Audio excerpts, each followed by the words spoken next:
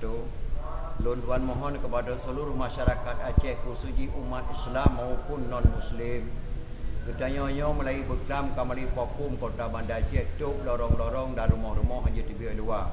Tapi bertatupa dia tengok yang dia tuk pintu rumahnya kadang-kadang melimang tanpeng.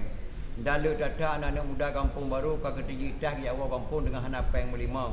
Malah kenang duduk dapat jalan kadang-kadang kenang support. Maka lu mohon kepada pejabat-pejabat ketanya, petugas-petugas keamanan yang mulia, bila pengetahuan kepada anak ketanya dengan secara baik-baik, nasihat bergagat, bahkan dalam keadaan susah dan gelisah di kampung. Bahkan letak anak muda yang tinggal di kota Bandar Aceh kat tutup usaha, letak tukang jahit hanapeng melimang. Jangankan tukang jahit, tukir sendiri dalam keadaan dia. Bahkan orang yang mana gelom na kira-kira terdengar berita akan pemimpin pemerintah kita akan membantu masyarakat kelaparan. Maka lu mohon kepada seluruh kaum muslimin dan muslimat, kepada pedagang-dagang, juallah barang dengan maksimalnya yang kira-kira yang wajar. Nepu belah buah manuk yang wajar, nepu belah minyak makan yang wajar. Bahkan miana kemudahan tolong bantu ngangai ngutanya yang musibahnya hanya kedebit rumah hana breh mutika termasuk lon tuan dukui mengampung.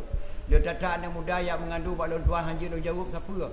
Maka lo mohon kepada pejabat-pejabat, berilah perhatian kepada anak-anak muda katanya, karena katanya na gaji dibacut tu apa tok apa benda. Tapi yang kata tok usahanya kau rupa jauh gaji urun topah bagop hana di kerja hana peng.